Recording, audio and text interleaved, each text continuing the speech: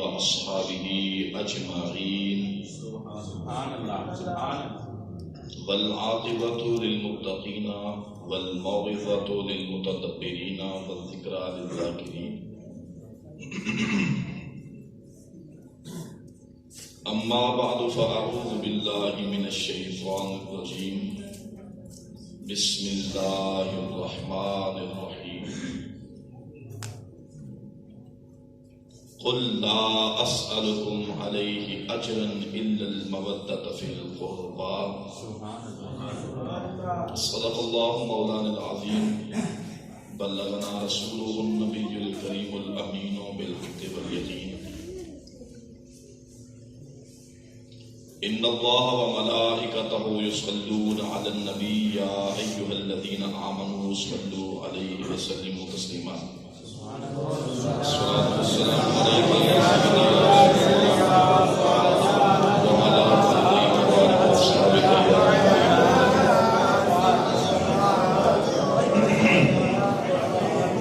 الصلاة والسلام عليك يا سيدنا رسول الله وعلى آلك وأصحابك يا حبيب الله الصلاة والسلام عليك يا سيدي يا رسول الله وعلى والديك ووالديك واصحابك يا شفيع المذنبين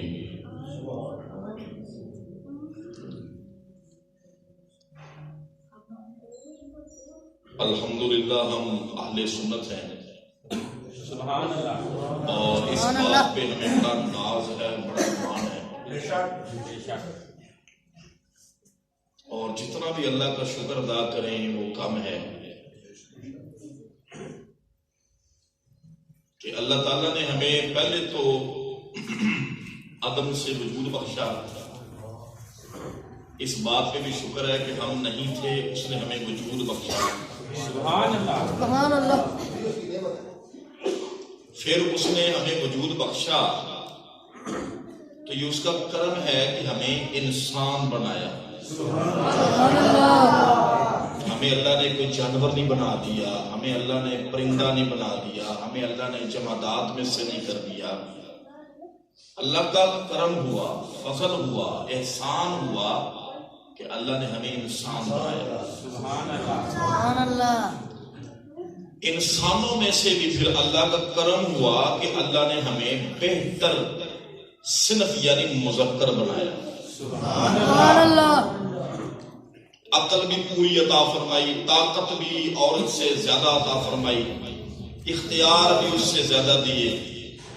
تو اللہ نے نبی بھی مرد ہی بھیجے، کوئی عورت نبی بن کر نہیں آئی. اتنا بڑا اعزاز، یہ تیسرا اعزاز اس حوالے سے ہم پر رب کا فضل ہوا کہ اللہ نے ہمیں مرد بنایا. اور شکر اللہ کا یہ ہے کہ اللہ نے ہمیں مسلمانوں کے گھر میں پیدا کیا، کلمہ پڑھنے والوں کے گھر میں پیدا کیا. اور پھر کلمہ پڑھنے والے تو بڑے بڑے ہیں. اللہ نے پہلے تو یہ شکر ہو گیا کہ سونیا تو نے ہمیں ہندو نہیں پیدا کیا، سکھ نہیں پیدا کیا، ہمیں عیسائیوں یا یہودیوں کے گھر میں پیدا نہیں کیا. تیرا بڑا شکر ہے. اگر وہ پیدا کر بھی دیتا ہمیں تو کیا کر لیتے. جس طرح وہ کفر اور شرک پہ لگے ہوئے ہیں ہم بھی کرتے جاتے پھرتے. لیکن اس پروردگار کا جتنا بھی شکریہ ادا کیجئے کم ہے کہ اس مالک نے ہم پر یہ احسان بر احسان بر احسان بر احسان فرمایا کہ اللہ تعالیٰ نے ہمیں کلمہ پڑھنے والوں میں پیدا کیا. پھر نبی کریم علیہ السلام کے فرمانے کے مطابق کلمہ پڑھنے والے جو لوگ ہیں وہ 73 فرقوں میں بٹ جائیں گے. اور نبی کریم علیہ السلام نے فرمایا کہ کلہم فی النار الا واحدہ، سارے جہنم میں جائیں گے سوائے ایک کے. ترمذی شریف کی حدیث ہے. حدیث بھی علماء نے اس پر تحقیق لگائی ہے کہ صحیح حدیث ہے. تو اللہ کا اور شکر یہ ہے کہ پروردگار نے ہمیں ان 73 گروہوں میں سے اس اکلوتی ایک جماعت میں پیدا کیا جس کو پیارے آقا نے فرمایا کہ وہی جماعت جنت میں جائے گی. تفسیر در منصور میں اور امام ہبت اللہ لالکائی کی کتاب شرح اصول اعتقاد میں اس جماعت کا اکلوتی ون اینڈ اونلی جو جنت میں جانے والی ہے اس کا نام نبی کریم علیہ الصلوۃ والسلام نے ارشاد فرمایا ہی اہل السنت والجماعت، وہ اہل سنت لوگ ہیں۔ کتنے سال ہوئے بھائی مجھے بتائیں، ایمانداری سے بات کرنا، خدا کے گھر میں بیٹھے ہیں ہم لوگ، کبھی ہم نے اللہ کا شکر ادا کیا ان نعمتوں پہ؟ کبھی کیا ہے؟ نہیں کیا۔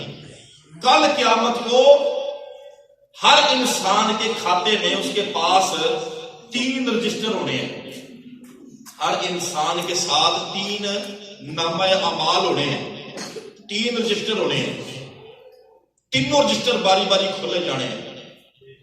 ایک نیکیوں والا رجسٹر، ایک برائیوں والا رجسٹر، اور ایک رجسٹر ہونا ہے نعمتوں والا۔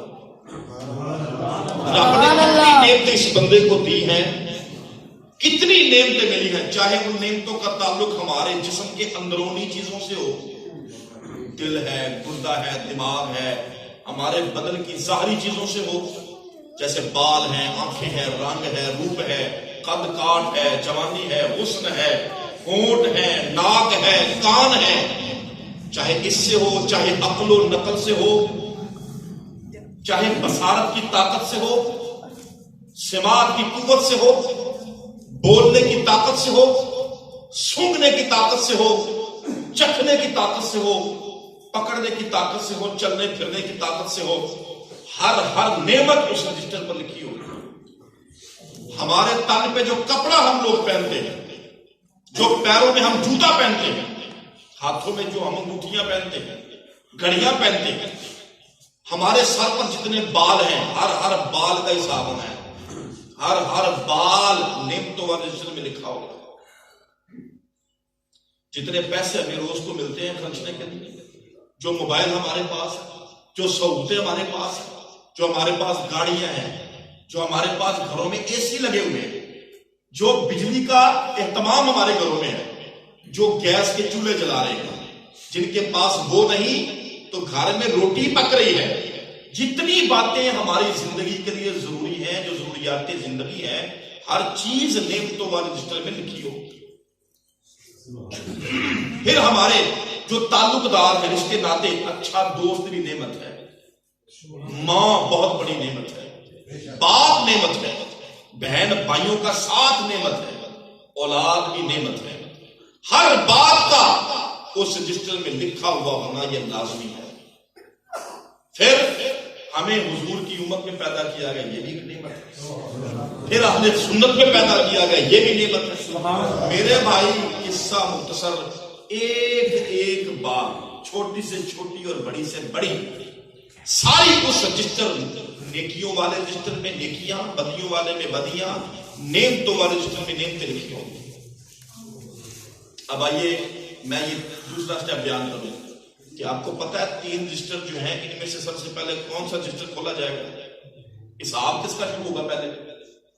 گناہوں کا حساب پہلے ہوگا یا نیکیوں کا حساب پہلے ہوگا؟ نیکیوں کا حساب پہلے ہوگا یا نعمتوں کا حساب پہلے ہوگا؟ میرے بھائی سب سے پہلے نعمتوں والا رجسٹر کھولا جائے گا، سب سے پہلے نعمتوں والا رجسٹر کھولا جائے گا۔ آپ فرمائے گا اس کا نعمتوں کے حساب لو گئی، تو فرشتے پھر رجسٹر کھولیں گے، سب سے اوپر کون سی نعمت لکھی ہوگی پتہ؟ سب سے اوپر ہماری جسمانی نعمت شروع ہو جائے گی۔ سب سے اوپر جس نعمت کا ذکر آئے گا وہ ہے آنکھ۔ آنکھ لکھی ہوگی، تو آنکھ والی نعمت سب سے اوپر ہوگی، پھر 2 آنکھیں تو پھر 2 نعمتیں ہیں، تو آنکھ اوپر لکھی ہوگی۔ اللہ تعالیٰ آنکھ کو انسانی صورت دے کر سامنے کھڑا کر دے گا۔ اللہ فرمائے گا ہاں بھائی آنکھ اپنا بدلہ مانگ، تو آنکھ کہے گی اس بندے سے میرا بدلہ دے۔ رب تعالیٰ نے مجھے تیرے سپرد کیا، تو تیرے جسم میں لگایا تھا، تو نے دنیا میں میرا بدلہ نہیں دیا، آج بدلہ دے۔ تو بندہ کہے گا میں کیا بدلہ دے سکتا ہوں تجھے؟ تو اللہ تعالیٰ کی بارگاہ میں آنکھ عرض کرے گی مالک اس کے پاس کیونکہ اب دولت نہیں، جائیداد نہیں، سب کچھ دنیا پہ چھوڑ آیا، آج اس کے پاس سب سے بڑی دولت ہے تو اس کی نیکیاں ہیں، مجھے وہ چاہیے۔ 1 سال کی نیکیاں، 2 سال کی نیکیاں، 3 سال کی نیکیاں، 10 سال کی نیکیاں، 50 سال کی نیکیاں، اگر 100 سال جیا 100 سال کی نیکیاں، اگر 500 سال بھی اس بندے کو زندگی دی گئی تھی اور 500 سال کی نیکیاں اس کے کھاتے میں لکھی ہوئی ہوں گی، تو ساری نیکیاں بھی ترازو کے ایک پلڑے میں آنکھ کو بٹھا کے دوسرے پلڑے میں 500 سال کی نیکیاں بھی رکھ بھی جائیں، تب بھی آنکھ خوش نہیں ہوگی. وہ کہے گی مالک میرا بدلہ نہیں ہوا ابھی تک. زندگی کی ساری نیکیاں تو آنکھ لے گئی، ابھی بھی وہ راضی نہیں ہوئی. اب اس بندے کے کھاتے میں سوائے گناہوں کے کچھ نہیں بچے گا، اور ابھی نعمتیں تو باقی ہیں پڑی، ساری نعمتیں باری باری اپنا بدلہ مانگنے آئی. تو کیا کرے گا یہ؟ کہاں سے ان کا بدلہ دے گا؟ پھر آنکھ کہے گی مالک میرا بدلہ تو پورا نہیں ہوا ابھی تک، میرا بدلہ بھاری ہے. تو پھر پروردگار نے اگر نہ چاہا اس بندے کو بخشنا، تو اللہ اسی بات کو اس بندے کو اٹھا کے جہنم میں پٹک دے گا کہ تیرے پاس تو میری نعمتوں کا بدلہ ہی نہیں ہے، تیرے لیے نجات ہی نہیں ہے. لیکن اگر رب نے بخشنا چاہا نا تو پھر پتہ کیسے بخشش ہونی ہے. حدیث سناتا ہوں، انشاءاللہ دل خوش ہو جائیں گے. ہمارے پاس جو نعمتیں ہیں آج دنیا میں موقع ہے مرنے سے پہلے ان کا بدلہ دے دیں، ان کا بدلہ دے دیں. بدلہ کیسے دیں؟ نبی کریم علیہ الصلوۃ والسلام نے ارشاد فرمایا، آپ نے فرمایا سامان النعمتی، نعمتوں کا بدلہ، نعمتوں کی قیمت اگر کوئی بندہ دینا چاہتا ہے دنیا میں تو پھر کیا کرنا ہوگا؟ فرمایا الحمدللہ. ہر نعمت کی قیمت ہے الحمدللہ کہہ دینا. کھانا کھائیں کہہ دیں الحمدللہ، چھینک آئے تو کہہ دیں الحمدللہ، اولاد ملی ہے تو کہہ دیں الحمدللہ، ماں باپ کو کبھی یاد کر کے ان کے چہرے کو دیکھ کے کہیں الحمدللہ، اچھے دوست پر کہیں الحمدللہ، اپنے اسلام کو یاد کر کے کہ میں مسلمان ہوں کہیں الحمدللہ، اہل سنت میں ہے تو کہیں الحمدللہ. ہمیں اتنے پیارے امام ملے ہیں جناب صدیق و فاروق و عثمان و علی، کہیں الحمدللہ کہ ہم ان بزرگوں کے سائے میں کل میدان حشر میں کھڑے ہوں گے، ہمیں کو روکنے والا نہیں ہوگا، کہیں الحمدللہ. تو اللہ نے جتنی نعمتیں ہمیں عطا کی ہیں ہر نعمت کی قیمت دنیا میں دے دیجئے تاکہ میدان حشر میں ہم پھنس نہ جائیں. دنیا میں ہی دے دیجئے کہ ہر نعمت کو یاد کر کے جب بھی کوئی نعمت ملے کہیں اللہ سنیا تیرا بڑا شکر ہے تو نے یہ نعمت مجھے عطا کی. ایک بار کا یہ جملہ منہ سے نکالا، اے اللہ تیرا شکر ہے، الحمدللہ، اے اللہ تیری حمد ہے. یقین مانیے کل قیامت کے دن اللہ اس نعمت کا حساب نہیں دے گا. وہ نعمت ترازو میں بیٹھ کر ہماری نیکیاں نہیں مانگے گی. اللہ تعالیٰ جس بندے کو بخشنا ہوا پروردگار فرمائے گا اس کی تو نعمتوں والا تو جس طرح سارا خور ہے، بدلے دنیا میں دے دی اس نے. اب نعمتیں تو ہم یاد نہیں کر سکتے کتنی ہیں، شمار ہو سکتا ہے؟ کیوں نہیں شمار ہو سکتا ہے؟ نہیں. تو پھر کیونکہ ہم کوئی ذکر ہی نہیں کر سکتے تو لہٰذا اتنے کہہ دیں سونیا جو تو نے مجھے نوازا، میرا وجود تو نے مجھے عطا فرمایا، سونیا ہر بات پہ تیرا شکریہ. تو کم از کم دن میں ہر نماز کے بعد ایک بار اللہ تعالیٰ کی بارگاہ میں حمد کے شکرانے کے لفظ بول دیا کرتے. کئی بزرگ تھے روزانہ بلا ناغا نماز مغرب کے بعد 2 رکعت پڑھا کرتے تھے. 2 رکعت پڑھ کے نا اللہ کی بارگاہ میں شکرانے کے ہوتے تھے. اے مالک یہ 2 رکعت تیری بارگاہ میں پیش کرتا ہوں، تیری نعمتوں کا کمال حقوق و شکریہ میں نہیں ادا کر سکتا، لیکن مالک یہ تھوڑا سا نذرانہ میری طرف سے قبول کر لے شکریہ کا. میرے مولا یہ ساری باتوں کا شکریہ ہے تیری بارگاہ میں، تو اللہ راضی ہو جائے گا کل قیامت. اور کیا چاہیے؟ میں عرض کر رہا تھا یہ ہر بات ہم پر اللہ تعالیٰ کی نعمت ہے اور خدا کا احسان ہے. اللہ نے ہمیں اہل سنت میں پیدا کیا، بہت بڑی نعمت ہے. کبھی اکیلے بیٹھ کے نا اس بات کو سوچئے گا کہ اہل سنت وہ جماعت واحد نہ وہ حضور کے صحابہ کی توہین کرتی ہے اور نہ حضور کے اہل بیت کی توہین کرتی ہے، نہ نبیوں کی توہین کرتی ہے اور نہ ولیوں کی توہین کرتی ہے. خدا کا دفاع کرنے والی بھی اہل سنت ہے اور خدا کی کتابوں کا دفاع کرنے والی بھی اہل سنت ہے. نبیوں کا دفاع بھی اہل سنت کرتے ہیں اور ولیوں کا دفاع بھی اہل سنت کرتے ہیں. حضور کے صحابہ اور اہل بیت کا دفاع بھی اہل سنت الحمدللہ کرتے ہیں. اس بات پہ رب کا شکریہ ادا کرنا بنتا ہے. آج کا یہ جو پروگرام ہے، یہ جو میرے بھائیوں نے، بھائی عمر نے، ان کے ساتھیوں نے جو اہتمام کیا ہے، اللہ نے جزائے جزیل عطا فرمائے. جناب مولا علی مرتضیٰ شیر خدا رضی اللہ تعالی عنہ کی یاد سے آج کا یہ گنما بستا ہے اور ہم شکریہ ادا کریں گے. مالک تیرا شکر ہے تو نے علی جیسا امام ہمیں عطا فرمایا. ورنہ کل قیامت کو مولا علی فرمائیں گے تو نے میرے امام ہونے پر, حضور کا صحابی ہونے پر اور اپنے آپ کو میرا معتقد ہونے پر تو نے شکریہ کیوں نہیں ادا کیا؟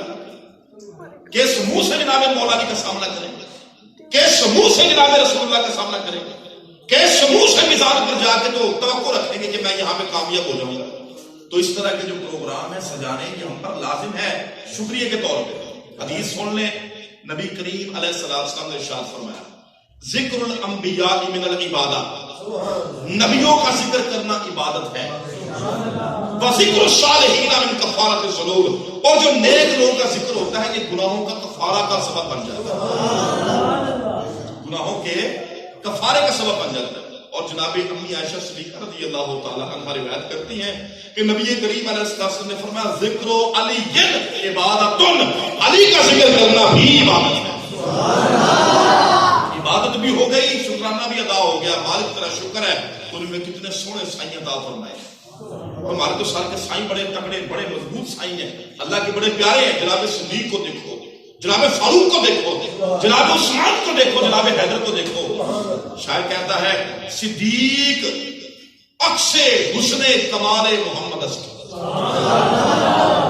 صدیق عکس حسن کمال محمد است, فاروق ذل جاہو جلال محمد است, فاروق ذل جاہو جلال محمد است, عثمان ضیائے شمع جمال محمد است, عثمان ضیائے شمع جمال محمد است, حیدر بہارے باغ خصال محمد است, حیدر بہارے باغ خصال محمد است. اسلام ماں اطاعت خلفائے راشدین, اسلام ماں ہمارا اسلام کیا ہے؟ ہمارا اسلام ہے اطاعت خلفائے راشدین, خلفائے راشدین کی اطاعت کرنا.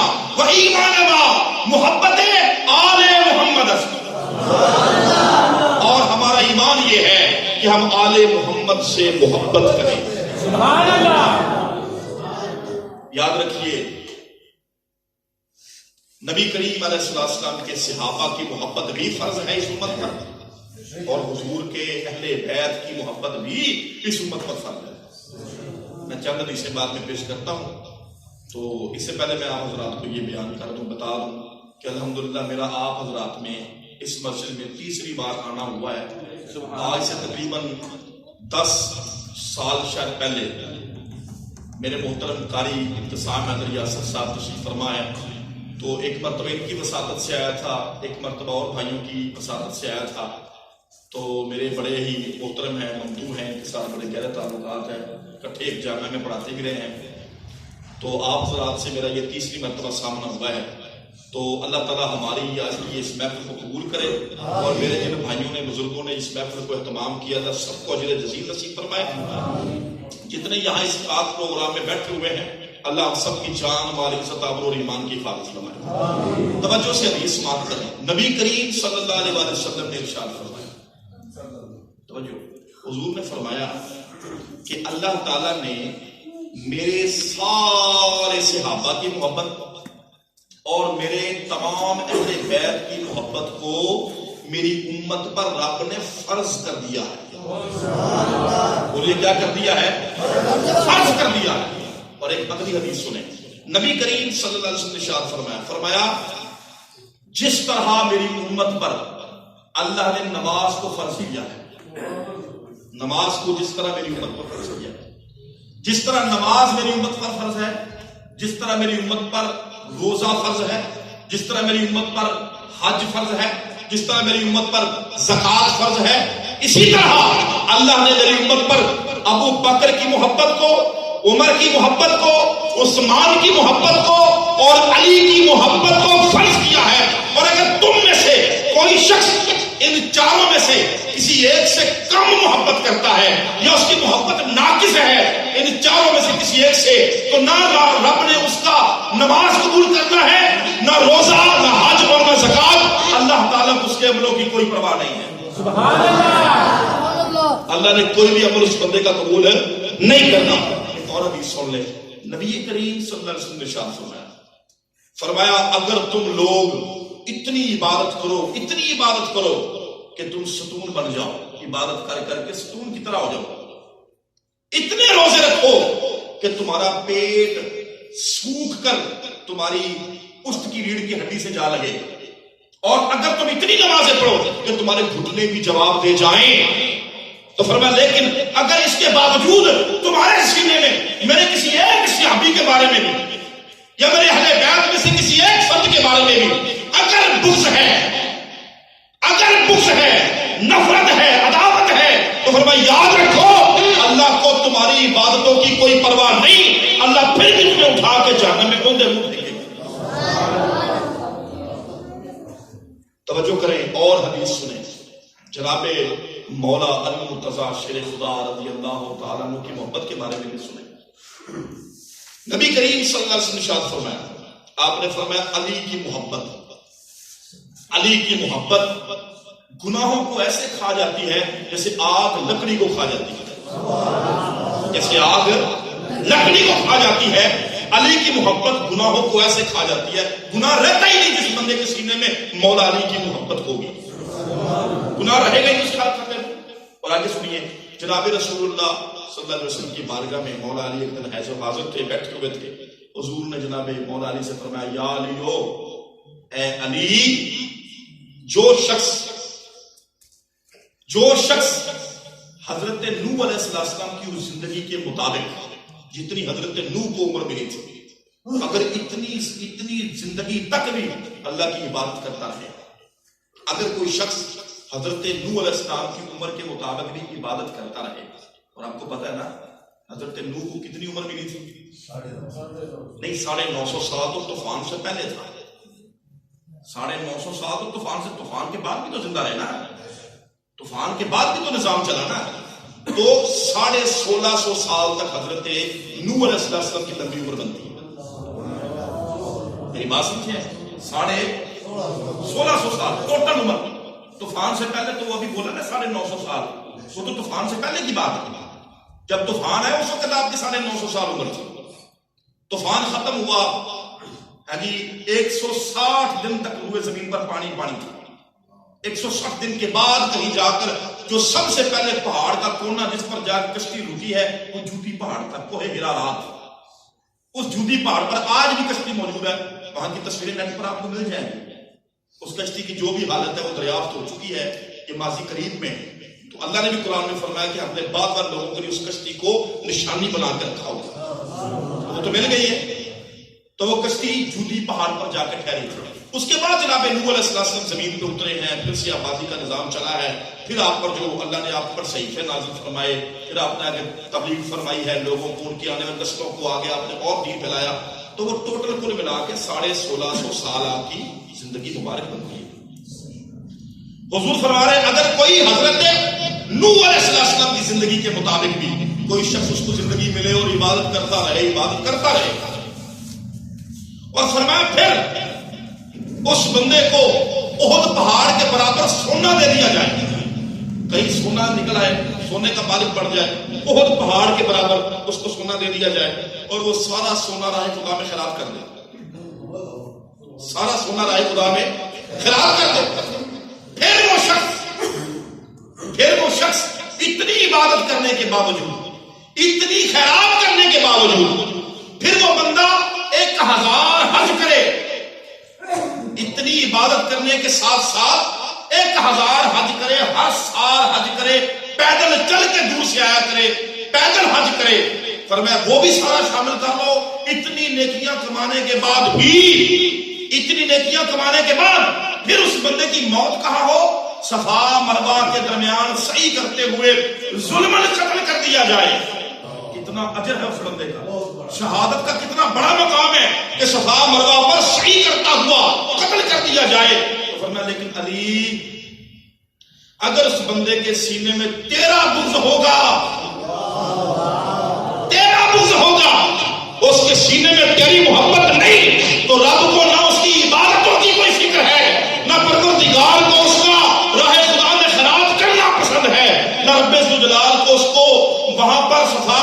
درمیان میں ظلمن قتل ہونا اللہ کو گوارا ہے، پروردگار کو اس کا کوئی عمل بھی محبوب نہیں، رب اس کو پھر بھی جہنم میں ڈال دے گا۔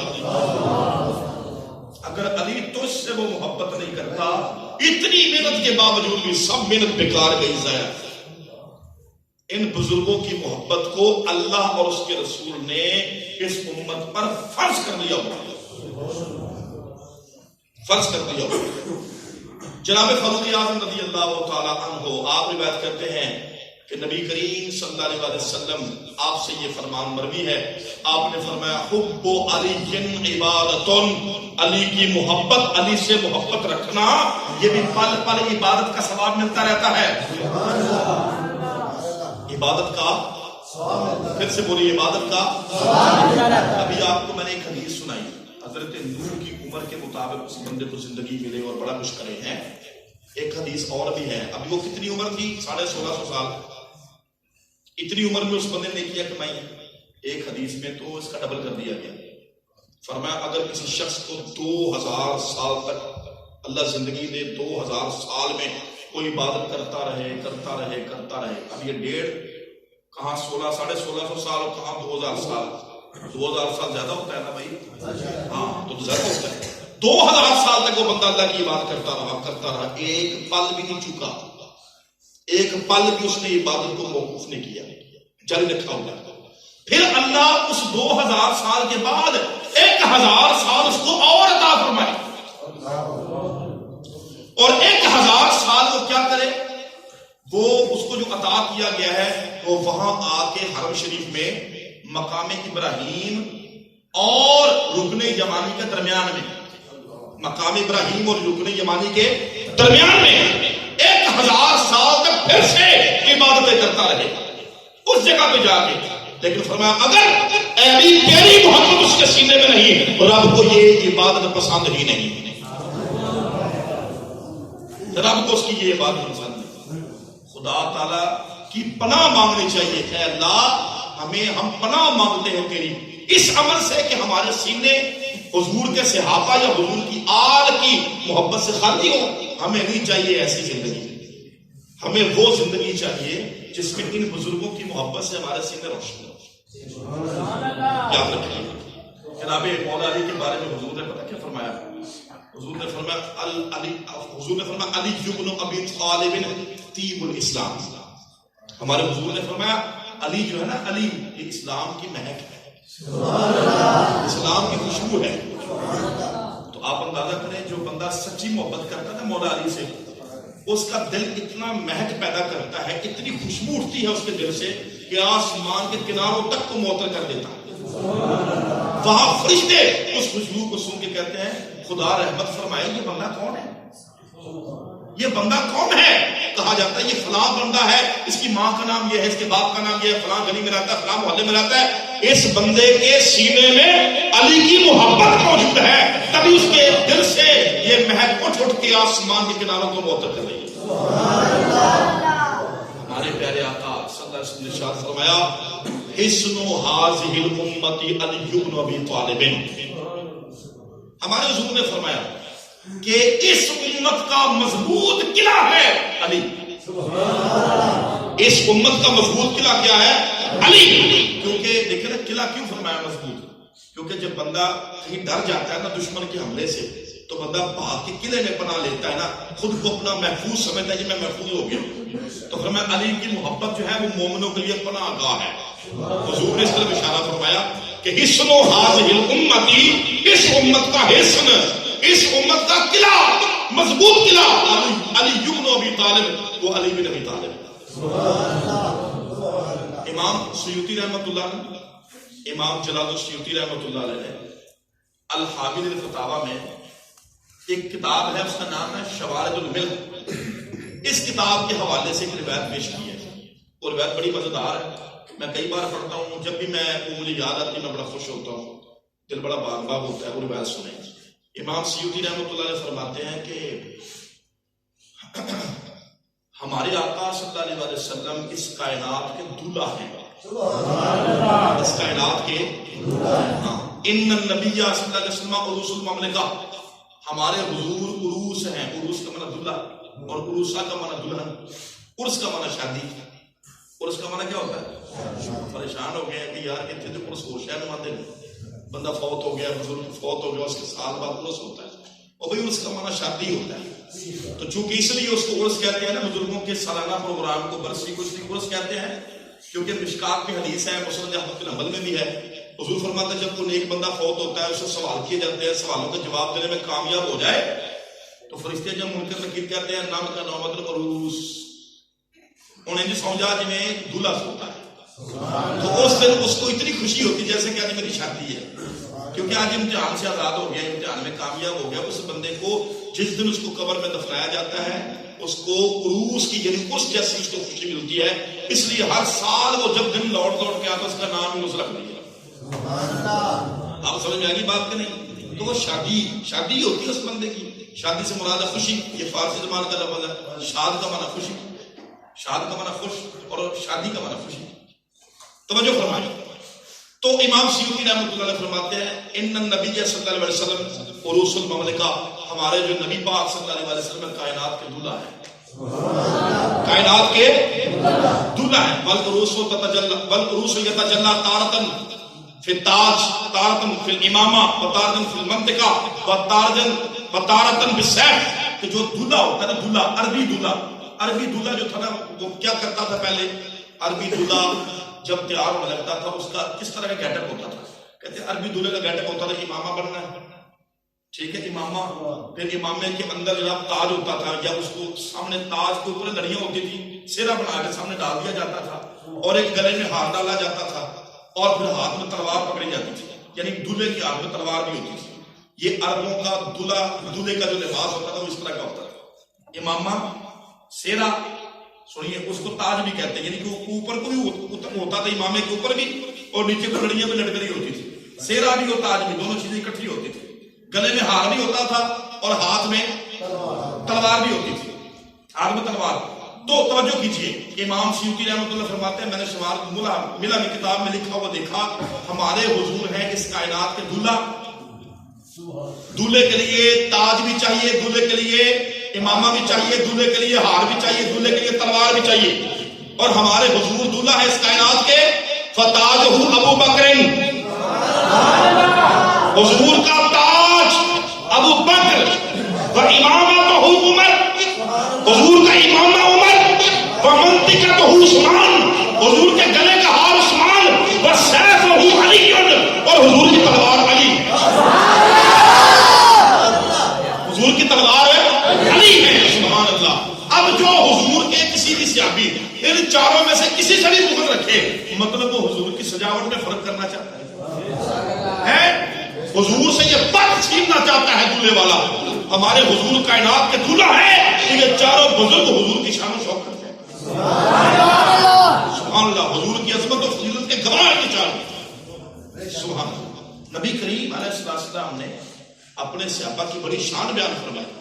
چونکہ جناب مولا علی پاک کا ذکر ہو رہا ہے, ایک واقعہ پیش کروں, بڑا مزیدار واقعہ ہے ان بزرگوں کی شان کے حوالے سے. وہ بھی امام سیوطی نے الحاوی للفتاوی جلد نمبر 2 میں یہ واقعہ بیان فرمایا. کیا لکھتے ہیں امام سیوطی؟ کہتے ہیں ایک مرتبہ گھر میں فاقے پڑ گئے جناب مولا علی شریف خدا رضی اللہ تعالیٰ کے گھر میں کھانے کو کچھ نہیں تھا. جناب سیدہ خاتون جنت رضی اللہ تعالیٰ عنہا آپ بھی پریشان تھی بچوں کے حوالے سے, اور جناب مولا علی شریف خدا بھی پریشان تھی.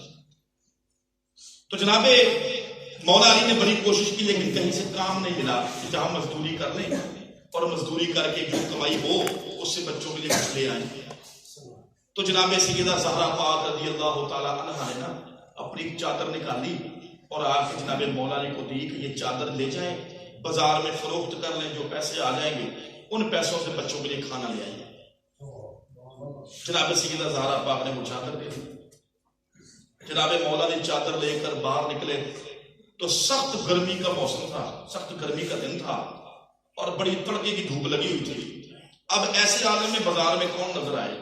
لوگ یا تو کہیں اپنے اپنی جگہوں پہ جا کے جناب چھاؤں میں بیٹھے ہوئے ہیں. جناب مولا علی بھی نکلے ہی تھے, چند قدم چلے, راستے میں ایک بندہ آ گیا سائل بن کے, مانگنے والا بن کے. ہاں جی, پہلے ہاں معاف کیجیے گا, پہلے تو جناب مولا علی باہر نکلے چادر لے کر بیچنے کے لیے, سامنے ایک بندہ آ گیا. تو اس نے کہا علی کدھر جا رہے ہو؟ آپ نے فرمایا بھائی یہ چادر بیچنے کے لیے۔ اچھا یہ مجھے بیچ دو، کتنے کی بیچنا چاہتے ہو؟ جناب مولا نے فرمایا جو بازار کی قیمت ہوگی اس حساب سے میں بیچ دوں گا۔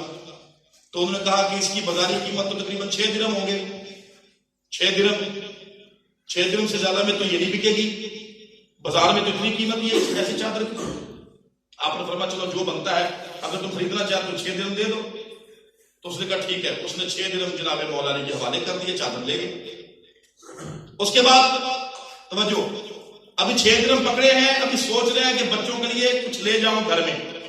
سائل آ گیا مانگنے والا، تو کہتا خدا کے نام پہ کچھ دے دو، میرے بچے بھوکے، میرے بچے بھوکے، میرے بچوں نے کئی دن سے کچھ نہیں کھایا، خدا کے نام پہ مجھے کچھ دے دو۔ جناب مولا نے پاک کے دل میں خیال آیا تو آپ نے وہ 6 کے 6 درہم دے دیے۔ 6 کے 6 درہم ہی وہ سائل کو دے دیے۔ سائل چلا گیا، درہم لے کے دعائیں دیتا ہوا چلا گیا۔ جناب مولا نے پریشان ہو گیا، چادر بھی گئی، درہم بھی گئے۔ خیر چونکہ دیا تو اللہ کے نام پہ تھا، اس لیے اب یہ پریشانی نہیں تھی، پریشانی یہ تھی خالی آج گھر جاؤں گا تو گھر میں بچوں کو کیا کھلاؤں گا۔ ابھی کچھ سوچ رہے تھے، ایک آدمی آیا، اس نے اونٹنی پکڑی ہوئی تھی، اونٹنی کی مہار، اور آ کے تو آپ کے پاس کھڑا ہو گیا اور کہتا ہے علی اونٹنی خریدنی ہے؟ تو آپ نے فرمایا بھائی اونٹنی کیسے خریدوں، میرے پاس کچھ بھی نہیں ہے۔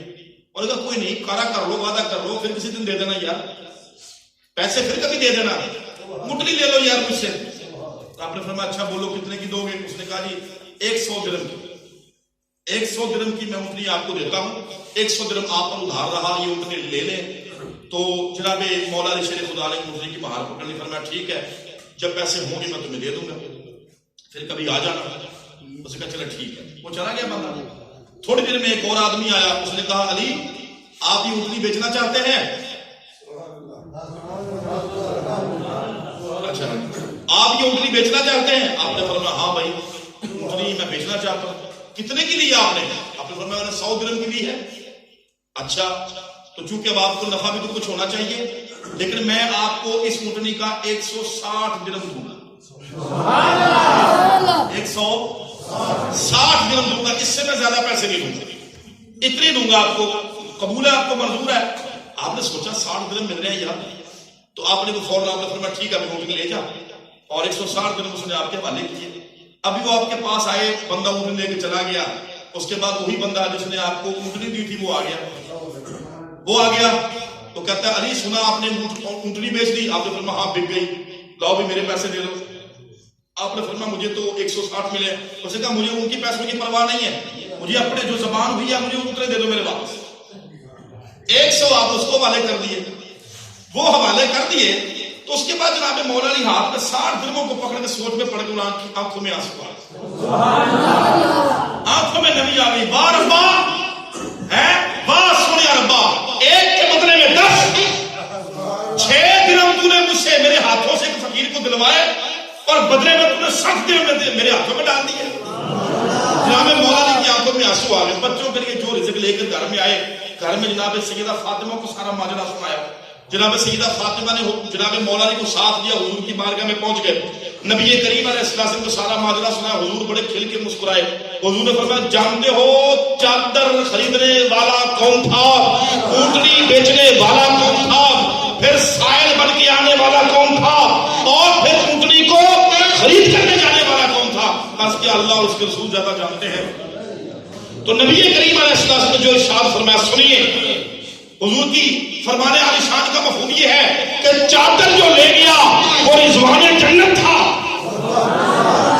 فاطمہ کی چادر ہو اور کسی انسان کے گھر میں چلی جائے، کوئی غیر محرم چھو جائے، ممکن نہیں۔ فاطمہ کی چادر گھر سے نکلی بکنے کے لیے، اللہ نے رضوان جنت کو بھیج دیا کہ محمد کی بیٹی کی چادر جنت میں لے جاؤ۔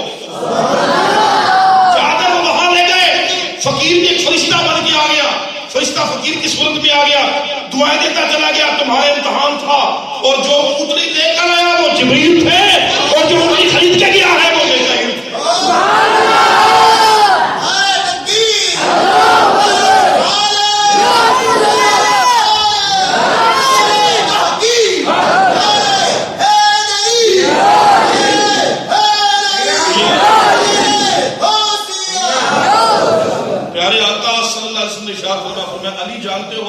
وہ اونٹنی کیا تھی؟ اونٹنی کہاں سے آئی تھی؟ اونٹنی کہاں کو چلی گئی؟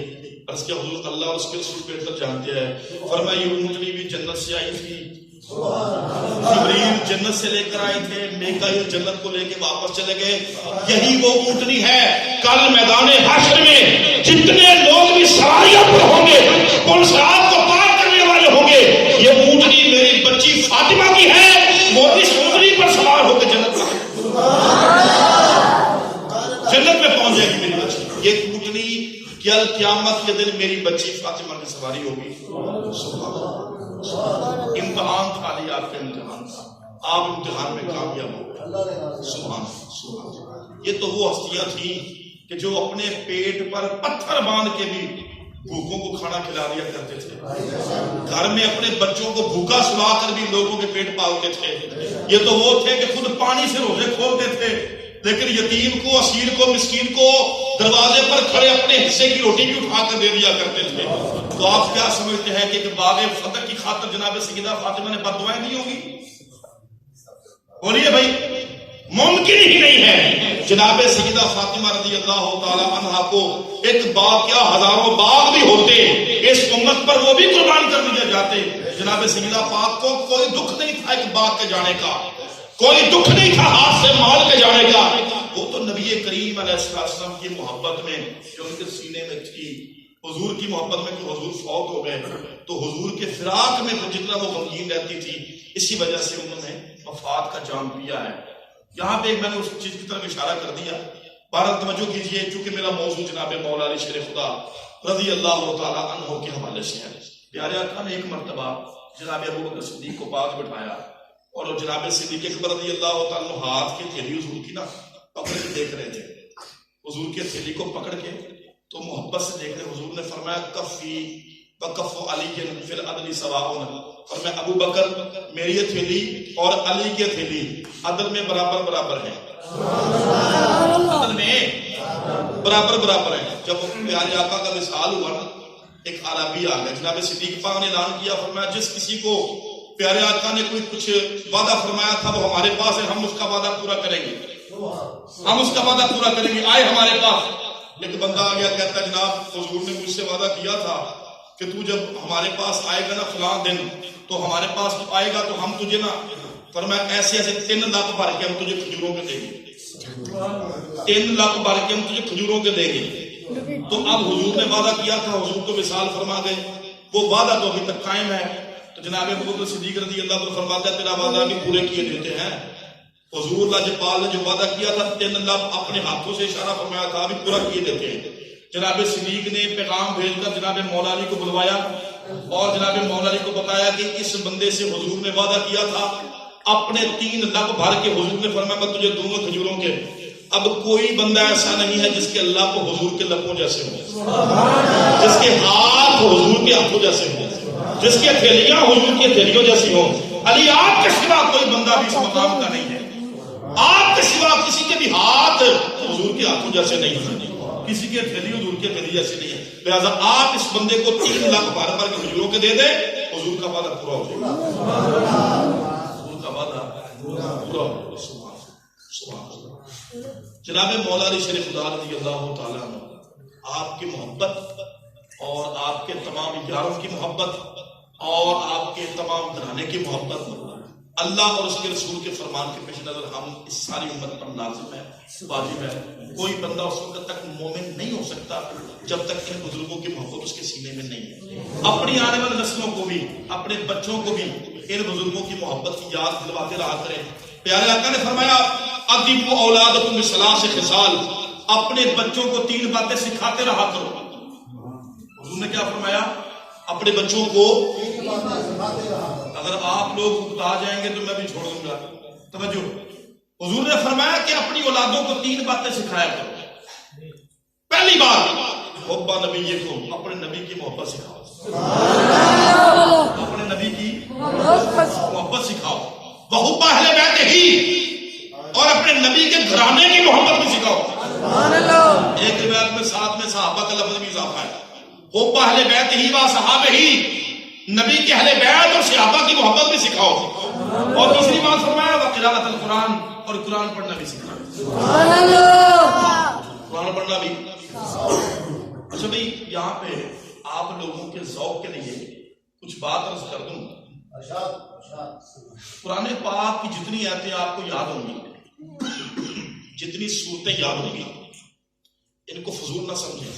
یاد کر لیں کہ ایسا کڑا جماعت کرانی ہے، ایسا کڑا کدھر کسی پاسے کھلو گے تو ایسا تلاوت کرنی ہے. خبردار.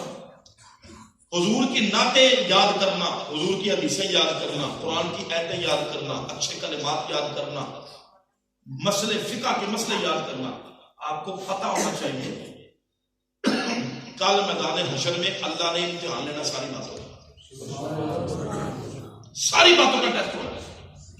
جس کو جتنا آتا ہوگا اس کو اتنا جنت میں اعلیٰ درجہ ہوگا. جس کو جتنا قرآن آتا ہے اس کو اتنا زیادہ بڑا درجہ، جس کو جتنا تھوڑا آتا ہے اس کا تھوڑا چھوٹا درجہ، جس کو زیادہ حدیثیں آتی ہیں اس کو اعلیٰ درجہ. دروشی پڑھ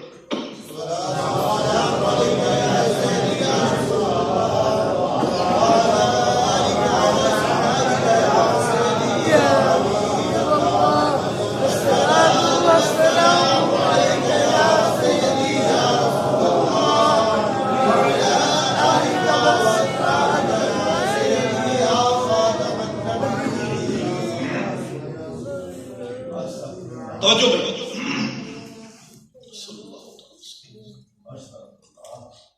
جتنا جس کو آتا ہوگا، یہ دنیا کی جو ڈگری ہے نا، دنیا کی ڈگریاں، یہ پی ایچ ڈی، ایم اے، ایم فل وغیرہ وغیرہ، ان کے اوپر تو کل قیامت کو کوئی اجر نہیں ملنے والا. ٹھوک بجا کے سیدھی بات. جی جی بالکل، یہ تو دنیاوی چیز ہے. بس صحابہ میں سے کسی سے ابھی پی ایچ ڈی تو نہیں کی، کسی سے ابھی میٹرک نہیں کی. تو لہٰذا اس بات کو کبھی معیار نہ سمجھے کہ جتنا پڑھا ہوگا کل کیا ہوں اتنا کامیاب. سوال ہی پیدا نہیں ہوتا. کامیابی ملنی ہے قرآن پہ، حضور کی حدیثوں پہ. جتنا علم دین یاد ہوگا اتنا زیادہ اس دین کے حساب سے اتنا اجر ملے گا. سمجھ آ رہی بات؟ جتنے مسئلے یاد ہوں گے، وضو کے مسئلے، طہارت کے مسئلے، ہر مسئلے پر درجہ مل رہا ہے. اس کو فضول نہ سمجھیں. آپ روزانہ اگر ایک مسئلہ اپنے عالم دین سے، اپنے امام مسجد سے وضو کا، طہارت کا سیکھ لے، نماز کا سیکھ لے، روزوں کا سیکھ لے، نکاح طلاق، چونکہ انسان کی زندگی ہے، یہ بھی ہماری زندگی کا لازمی حصہ ہے. نکاح، طلاق، حج، زکوٰۃ، روزے آ رہے، رمضان شریف، یہ سارے مسائل سیکھنا پر لازم ہے، فرض ہے. صرف مولویوں پر فرض نہیں ہے کہ مولوی جا کے ذکر نہ. آپ اگر دن میں ایک مسئلہ سیکھیں، سال میں 360 دن ہوتے ہیں، 365 دن ہوتے ہیں، آپ کو اتنے مسئلوں کا سال کے بعد عالم بن جاتا ہے بندہ. اتنے مسئلے بندے کو یاد ہیں. اگر آپ اتنا ٹائم نہیں دے سکتے، ایک ہفتے میں ایک مسئلہ سیکھ لیں. ایک ہفتے میں ایک مسئلہ.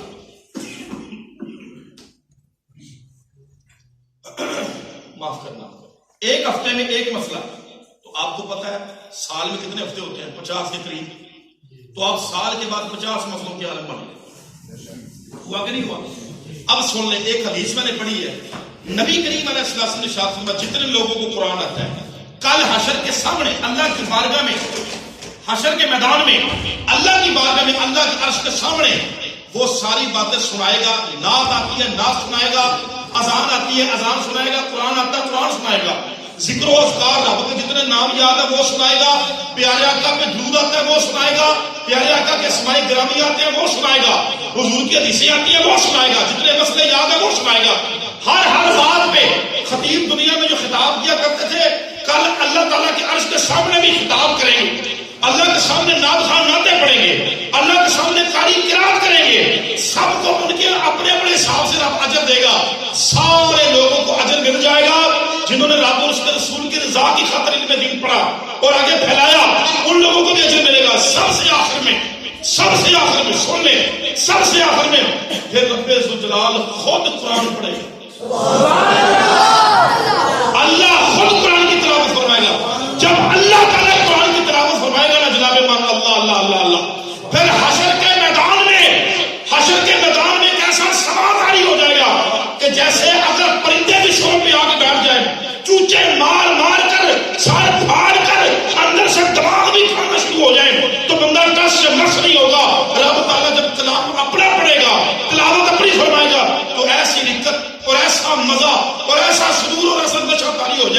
کہ اس قیامت کے میدان کی جو جتنی بھی معاملات ہے سرگرمی ہے کسی کا بھی ہوش نہیں رہے گا بندے اللہ تعالیٰ آخر میں قرآن کی تلاوت فرمائے گا رب تعالیٰ میرے بھائی اپنے دین کو سیکھیں اپنے دین کو سیکھیں اپنے بچوں کو اس طرح لگائیں تاکہ ہمارے بچوں کو پتا ہو یہ بزرگ جو ہے قرآن حضور کے فرمان اور یہ بزرگ ہمارے ایمان کے لیے کتنے ضروری ہیں بچے آج کل کے جو انڈیا کی فلموں کے ہیرو کو اپنا ہیرو سمجھتے ہیں ان کی طرح چلنا ان کی طرح کے جناب بالوں کے سٹائل وغیرہ بناتے ہیں نہ ہمارے ہیرو تو ابو بکر صدیق عمر فاروق عثمان و علی ہمارے ہیرو تو خالد بن ولید ہمارے ہیرو تو ابو بکر بن جرح ہمارے ہیرو تو ایسے بزرگ ہیں یہ ہمارے سروں کا تاج ہے تو ہمیں چاہیے اپنے بچوں کو ان کی طرح بنائیں بزرگوں کی طرح نقشے قدم پہ چلائیں حضور نے فرمایا جس بندے پر اب مہربان ہو جاتا ہے نا اللہ اس کو میری سنتوں پہ چلاتا ہے حضور نے فرمایا علیکم بسنتی صرف میرے طریقے پر لازم نہیں کہ میرا طریقہ لازم پکڑو فرمایا نہیں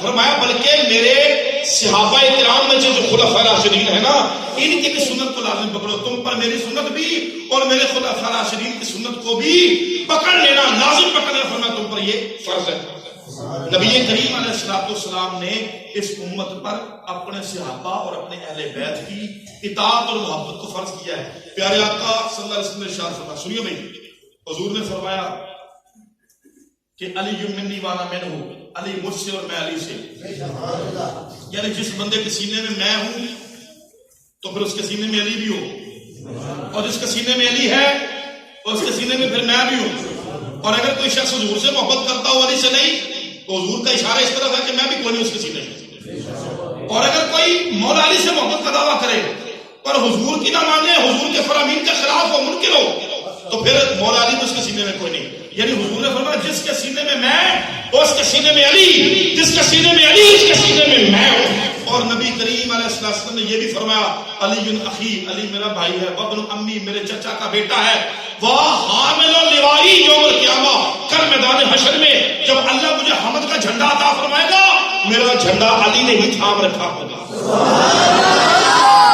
میرا جھنڈا علی نے ہی تھام رکھا ہوگا جناب مولا علی شیر خدا رضی اللہ تعالی عنہ اتنی عظیم شخصیت ہے کہ اس امت میں پیارے آقا کے بعد جناب صدیق کے بعد جناب فاروق کے بعد جناب عثمان کے بعد مولا علی سے افضل بندہ کوئی نہیں سمجھ آئی کہ نہیں آئی بولو بھائی اچھا تو ابھی بات ختم کرتے ہیں آخری بات عرض کروں اور یہ بات ختم ہو جائے گی آج اس حوالے سے جو میرا موضوع ملا ہے اس موضوع کی آخری کڑی میں پیش کرنے والا ہوں ویسے تو جتنے بھی فضائل بیان کرے مولا علی پاک کی شان میں وہ کام ہی ہے کوئی نہیں پورے امام محب التبری لکھتے ہیں فرماتے ہیں کہ مولا علی کی شان میں 300 آیتیں نازل ہوئی ہیں قرآن کی کتنی بولے سے بولے 300 آیتیں نازل ہوئی ہیں اور حدیثیں کتنی 586 بولیے کتنی نظرہ میں امام محب الدین تبری فرماتے ہیں کہ 586 حدیثیں جناب مولا علی کے حق میں ان کی شان میں نازل ہوئی ہیں عبارت ہوئی ہیں اچھا توجہ کریں ذرا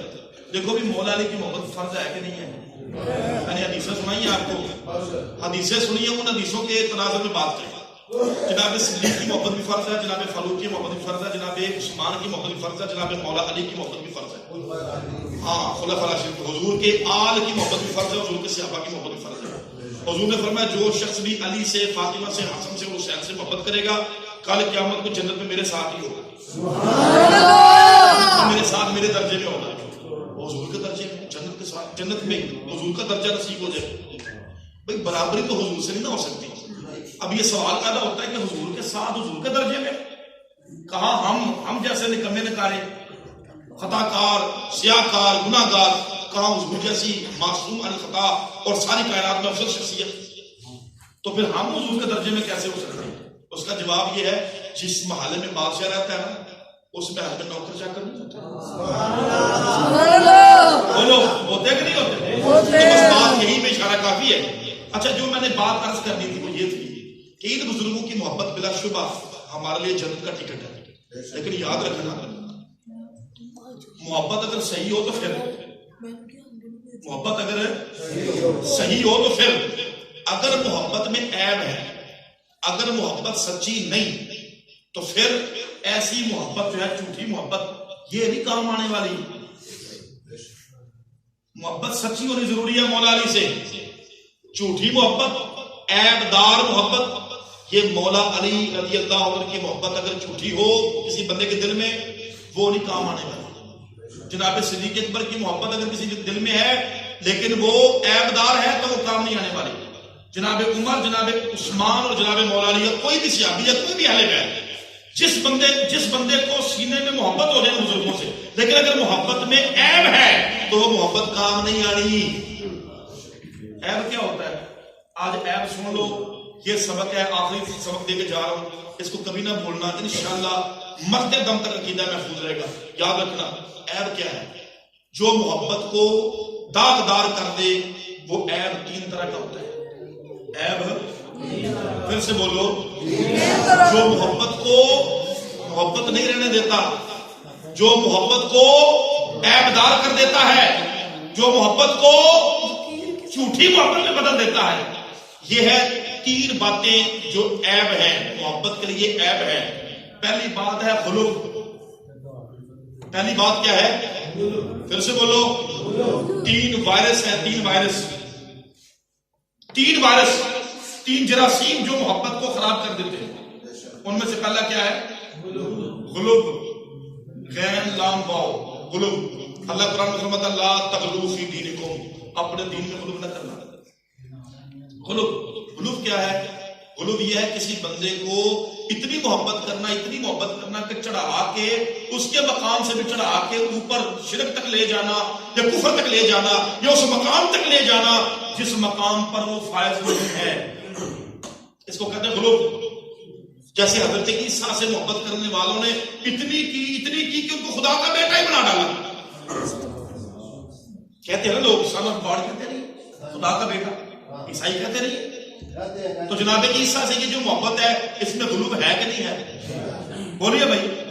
جس حد کو سن لے، یاد رکھے، جو حد اللہ نے لگائی ہے، جو حد اللہ کے نبی نے لگائی ہے، کہ اس حد کو توڑنا نہیں، کراس نہیں کرنا.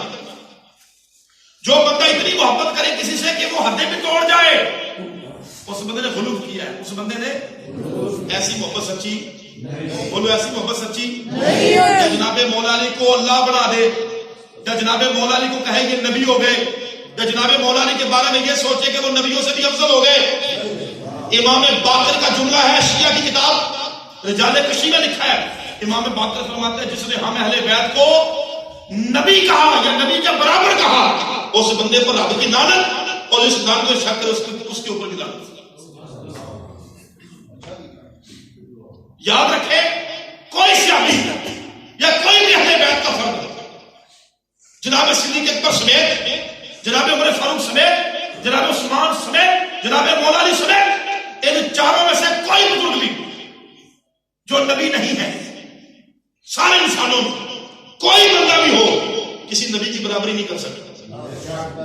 فضیلت میں، عظمت میں کوئی بھی نبی کے برابر نہیں ہے. تو جو کہے کہ فلاں بزرگ نبی کے برابر کا درجہ رکھتا ہے وہ خالی ہے، غلوب کر رہا ہے وہ بندہ. اس کی یہ جو محبت ہے اس بزرگ سے جھوٹی محبت ہے. عیب ہے اس محبت میں، دغا ہے، فراڈ ہے. حتیٰ کہ نبی کے برابر تو بڑی دور کی بات ہے. جناب مولا علی پاک کا یہ جملہ شیعہ کی کتابوں میں بھی ہے، ہماری کتابوں میں بھی ہے، تواتر کے ساتھ ثابت ہے. مولا علی نے فرمایا جو بندہ مجھے ابو بکر اور عمر سے بھی افضل کہے گا نا، اس کو میں جھوٹ بولنے کی سزا کے طور پہ 80 کوڑے ماروں گا. 80 کوڑے اس بندے کو ماروں گا. جناب مولا علی کا فرمان شیعہ کی کتابوں میں بھی ہے، ہماری کتابوں میں بھی ہے.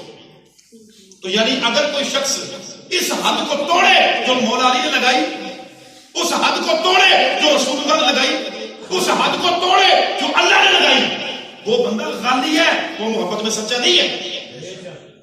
یاد رکھیے، اگر کوئی بندہ جناب عمر فاروق سے بڑی محبت کرتا ہے، کہتا ہے جی میں ابو بکر سے بھی بڑھ کے عمر کو اول اور افضل سمجھتا ہوں، وہ بندہ بھی غالی ہے. جو کہے جی میں جناب امیر معاویہ سے بڑی محبت کرتا ہوں، ان کو ابو بکر صدیق سے بھی، عمر فاروق سے بھی، عثمان سے بھی، علی سے بھی افضل سمجھتا ہوں، وہ بندہ غالی ہے. وہ بندہ بولو کیا ہے؟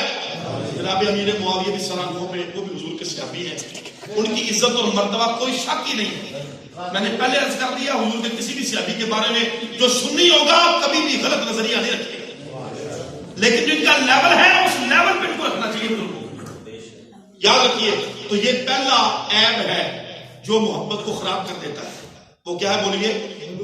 پھر سے بولے. غلوب. یہ غلوب نہیں آنا چاہیے. آپ نے مولا علی سے محبت رکھنی ہے, جناب صدیق و فاروق و عثمان سے محبت رکھنی ہے, غلوب نہ آئے. ہمارے سینوں میں غلوب ہے. پیارے آقا سے اگر محبت کرتا بندہ کہتا ہے یہ حضور تو خدا تھے, وہ خالی ہے, وہ غلط کر رہا ہے. نبی سے محبت نہیں ہے اس بندے کو, جھوٹا دعویٰ کر رہا ہے وہ بندہ, یہ محبت بھی فراڈ کر رہا ہے وہ آدمی, کفر بول دیا اس آدمی نے. ہمارے حضور اللہ کی مخلوق ہے, سارے مخلوقوں میں سب سے افضل اور اعلیٰ مخلوق ہے, لیکن خدا نہیں ہے, خدا نہیں ہے. تو یہ یاد رکھیں کہ پہلا عیب ہے غلوب, یہ محبت میں نہیں ہونا چاہیے. دوسرا عیب ہے اس کو کہتے ہیں تبذیر. کیا کہتے ہیں؟ تبذیر. تے بے زال یرے تبذیر. اللہ قرآن میں فرماتا ہے لا تبذر تبذیرا, تبذیر نہیں کرنی. اللہ کیا فرماتا ہے؟ تبذیر نہیں کرنی. تبذیر کا معنی فضول خرچی بھی ہوتا ہے, تبذیر کا معنی کسی کا حق مارنا بھی ہوتا ہے, تبذیر کا معنی کسی کا حق مارنا بھی ہوتا ہے. تو اللہ فرماتا ہے فرمایا کہ تبذیر نہیں کرنی. ان المبذرین کانوا اخوان الشیاطین, جو مبذر ہے تبذیر کرنے والا وہ شیطان کا بھائی ہے. تبذیر نہیں کرنی یعنی کسی کا حق نہیں مارنا. اب اپنے محبوب سے محبت ہو, لوگوں کے بھی حق اٹھا اٹھا کے محبوب کو دیتا پھرے, یہ دوسرا عیب ہے. یہ محبت سچی نہیں, محبت سچی نہیں. تو بھی سارے ماشاءاللہ بیعت ہو گئے, کہیں نہ کہیں تو بیعت ہو گئے نا. پیر خانہ ہے کہ نہیں لوگوں کا, کوئی کدھر کوئی کہیں گولڈن شریف بیعت ہے, کوئی چورا شریف بیعت ہے, کوئی کہیں بیعت ہے, کوئی کہیں بیعت ہے, ہوتے نا پیر سب کے. بولو بھائی. اچھا اگر کوئی بندہ اپنے پیر سے بڑی محبت کرتا ہے, بڑی محبت کرتا ہے, تو وہ محبت کا اتنا وہ غلو کر جاتا ہے, اتنا بڑھ جاتا ہے, وہ کہتا ہے جی پیر صرف میرا پیر ہے, باقی سب فراڈی نہیں. یعنی جو رب نے ان لوگوں کو ولایت دی ہوئی ہے, ان لوگوں کو اللہ نے جو مقام دیا ہے, ان کا حق مار دیا اور صرف اپنے پیروں کے لیے حق ثابت کیا کہ جی بس وہی اللہ کا ولی ہے, باقی کوئی نہیں. اس کو کہتے ہیں تبذیر. اس کو کیا کہتے ہیں؟ پھر سے بولو. جناب صدیق اکبر کو حضور نے اپنے مصلی پر کھڑا کیا. صحیح حدیث بخاری کی, مسلم کی. حضور نے فرمایا ابو بکر کو حکم دو کہ وہ لوگوں کو نماز پڑھائے. جناب صدیق کے سوا حضور نے فرمایا میری امت میں سے کسی کو جائز ہی نہیں ہے کہ ابو بکر کے زندگی میں کوئی بندہ اور مصلی پر آگے کھڑا ہو جائے. جناب ابو بکر صدیق رضی اللہ تعالیٰ عنہ کو نبی کریم علیہ السلام نے اشارت و بشارت اور حضور کے وصال کے بعد تمام صحابہ نے اجماع آپ نے خود خلیفہ نامزد کیا کہ حضور کے بعد خلیفہ بلا فصل ابو بکر صدیق ہے. اب جو بندہ کہے نہیں ابو بکر کی خلافت صحیح نہیں تھی تو علی کا حق تھا, تو وہ بندہ ان کا حق مار رہا ہے. اور مولا علی فاتح جھولا شیعہ کی کتابوں میں بھی لکھا ہے, مولا علی نے فرمایا کہ جو بندہ مجھے چوتھا خلیفہ نہ کہے اس پر خدا کی لعنت ہے, اس پر خدا کی.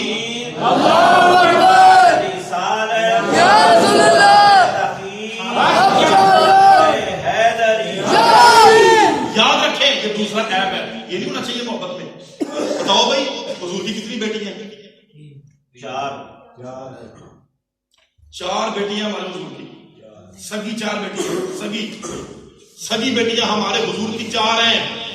لیکن اگر کوئی کہے جی نہیں ایک ہی ہے, باقی 3 حضور کی سگیاں نہیں, حق مارنا ان کا. جو حق مارے وہ جناب سیدہ فاطمہ کا بھی سگا کوئی نہیں. جناب سیدہ فاطمہ سے محبت ایسی کرنا کہ دوسروں کا حق مارے جانا, یاد رکھے یہ ایسا عیب ہے کہ یہ محبت کو جھوٹا کر دیتا ہے, یہ سچی محبت نہیں ہے. جناب سیدہ فاطمہ کل قیامت کو کیا فرمائیں گی؟ اللہ سنیا میری 3 بہنوں سے اس خبیث کو کیا تکلیف تھی, وہ میری بڑی باچیاں تھی. اس خبیث نے کہا کہ وہ میری سگی بہنیں نہیں تھی. اے اللہ میں اس بندے پر میں خوش نہیں ہوں, میں کہ اس بندے کی محبت ہوں. جناب سیدہ فاطمہ کو کیا جواب دے گا وہ بندہ؟ جناب سیدہ فاطمہ کو بڑی بڑی 3 باچیوں سے اتنا پیار تھا, بڑی آپا سے, ان کے بعد چھوٹی آپا, پھر ان کے بعد تیسری چھوٹی آپا, اتنا پیار تھا اپنی بچیوں کے نام بھی ان کے نام پہ رکھے. جناب سیدہ فاطمہ کی بڑی بیٹی کا نام زینب تھا, چھوٹی بیٹی کا نام رقیہ جو بچپن میں فوت ہو گئی, تیسری بیٹی کا نام ام کلثوم رکھا جناب سیدہ فاطمہ نے, جن کا بعد میں جناب فاروق اعظم سے شادی ہوئی. جناب 3 بیٹیاں جناب سیدہ فاطمہ کی, اور تینوں کا نام اپنی باجیوں کے نام پر رکھا. کتنا پیار کرتی ہوگی اپنی باجیوں سے. تو دنیا کا کوئی کتا بھی لوٹ کے یہ کہے کہ وہ 3 نبی کی صاحبزادی نہیں تھی, وہ تو نبی کی لگتی کچھ نہیں تھی، وہ تو اللہ سکیلی وغیرہ وغیرہ بتائے جناب، حق مارا کہ نہیں ان کا مارا؟ اللہ کے رسول سے بھی دشمنی مول لے کہ نہیں لئی؟ میرے گھر میں الحمدللہ میرے 4 بچے ہیں، اور اگر کوئی بندہ باہر سے کہے جی مولوی صاحب کا پتر ہی نہیں ہے، مجھے دکھ نہیں ہوگا؟ بولو بھائی، تو پھر اگر کوئی بندہ کہے جی کل سے میں تو بڑا ماننا لیکن تمہارے یہاں پتر ہی نہیں ہے، تو بتائے وہ مجھے کہا کہ مانتا ہے بھائی؟ تو اللہ کے نبی کو جو ماننے کا دعویٰ کرے اور حضور کی عہدی اولاد کا انکار کر دے، بتاؤ جی پھر اس کی محبت سچی ہے؟ بولو محبت سچی ہے؟ نہ وہ علی کا ہے، نہ وہ فاطمہ کا ہے، نہ وہ نبی کا ہے۔ تو یہ دوسرا عیب نہیں ہونا چاہیے، دوسرا عیب پھر سے بولو، دوسرا عیب نہیں ہونا چاہیے۔ پہلا غلو تھا، وہ بھی محبت کو داغدار کر دیتا ہے۔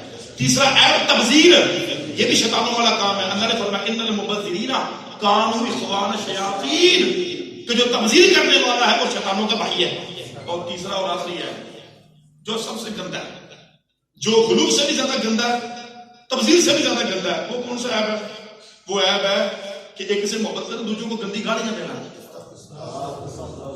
ایک کی محبت کے پیچھے دوسروں کو گالیاں دینا، یہ ہے رفض۔ اس کو کیا کہتے ہیں؟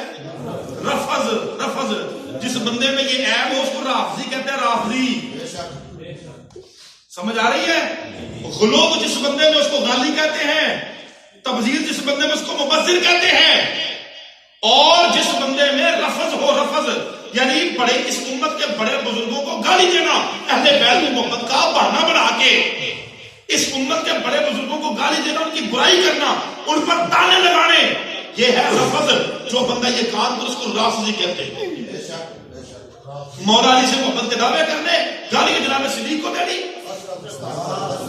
مولا علی سے محبت کے دعوے کرنے، گالی کے جناب فاروق کو دینی، مولا علی سے محبت کے دعوے کرنے، گالی کے جناب عثمان کو دینی، مولا علی سے محبت کے دعوے کرنے، گالی کے جناب میر معاویہ کو دینی۔ ایسا بندہ جو حضور کے کسی بھی صحابی کی توہین کرے، اہل بیت کی محبت کا بہانہ بنا کے، یاد رکھنا وہ اس محبت کے دعوے میں جھوٹا ہے، یہ محبت نہیں ہو سکتی، یہ محبت بولو، یہ محبت نہیں ہے۔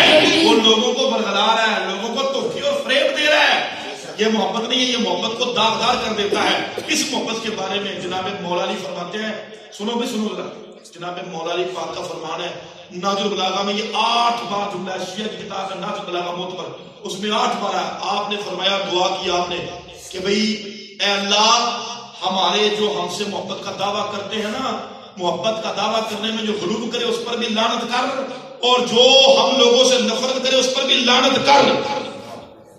جو ہم سے محبت کا دعویٰ کرے غلو کر جائے، ہمیں ان جا کے اسٹیجوں پہ یعنی چڑھا دے، بٹھا دے، جو ہمارا مقام یا ہمارا مرتبہ نہیں اس پر بھی لعنت کر، اور جو ہمارے مرتبے میں شک کرے اس پر بھی لعنت کر۔ اور جناب مولا علی پاک نے یہ بھی جملے بولے کہ کل میدان حشر میں شیطان پیش ہوگا، شیطان ہے، شیطان ہے، امام جعفر صادق روایت کرتے ہیں شیطان پیش ہوگا، شیطان سے پوچھا جائے گا رافضیوں کی طرف اشارہ کر کے، ان کو تو نے گمراہ کیا ہے، شیطان سے پوچھا جائے گا اے رافضیوں تو گمراہ کیتا ہے، شیطان نفی میں سے جلائے گا، شیطان کہے گا نا جینا، تو اللہ فرمائے گا پھر، تو وہ کہے گا اللہ سنے گا جھوٹ بولنے میں، فریب کرنے میں، کہ تو میرے بھی گرو ہیں،